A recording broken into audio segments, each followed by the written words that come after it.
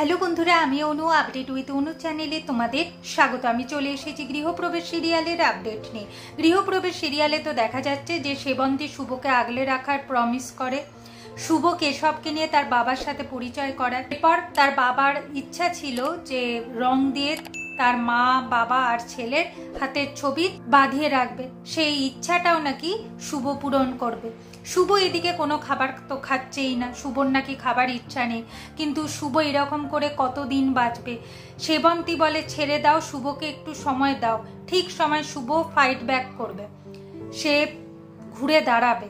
তাই একটু এখন ওকে একা ছাড়তে হবে, ওকে সময় দিতে হবে। এরপর শুভ কেশবকে সামলায়, তার বাবার নোটসগুলো মানে ভয়েস নোটসগুলো শোনায়, তারপর তার বাবা কোথায় আছে বলে, আর গান গেয়ে গেয়ে কেশবকে ঘুম পাড়িয়ে দেয়।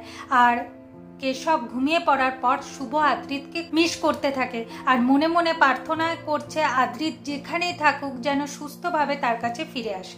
হ্যাঁ বন্ধুরা, আদ্রিত বেঁচে আছে, আদ্রিতের জ্ঞানও ফিরেছে, কিন্তু আদ্রিতের কিচ্ছু মনে নেই, সমস্ত স্মৃতিশক্তি হারিয়ে গেছে। আদ্রিত আছে ডক্টর মোহনা সেনের আন্ডারে। কি হয়েছিল সেদিন? তো গাড়ি অ্যাক্সিডেন্ট হয়েছিল, তারপর নাকি কেউ আদ্রিতের মাথায় জোরে আঘাত করেছিল। আদ্রিতের অবস্থা খুব খারাপ ছিল, ডক্টর মোহনা সেন তাকে হসপিটালে নিয়ে আসে। আদ্রিত নাকি কোমায় চলে গেছিল, তবে শুভর প্রার্থনার জোরে আদ্রিতের জ্ঞান ফিরে এসছে, কিন্তু আদ্রিতের কিচ্ছু মনে নেই। আদ্রিতের নাম কি, তার বাড়ি কোথায়, তার পরিবারে কে কে আছে, কিচ্ছু আদ্রিত মনে করতে পারছে না। এখন মোহনা আদ্রিতকে সামলাচ্ছে।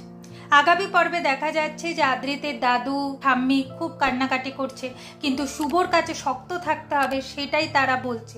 শুভভাবে একটা দুর্ঘটনা পুরো পরিবারটাকে শেষ করে দিল। অন্যদিকে মোহনা আদ্রিতকে বলছে যে আদ্রিতের পরিবারের খোঁজ সে করবে আর পরিবারের সাথে খুব তাড়াতাড়ি কন্ট্যাক্ট করবে, যাতে তারা এসে আদ্রিতকে নিয়ে যায়।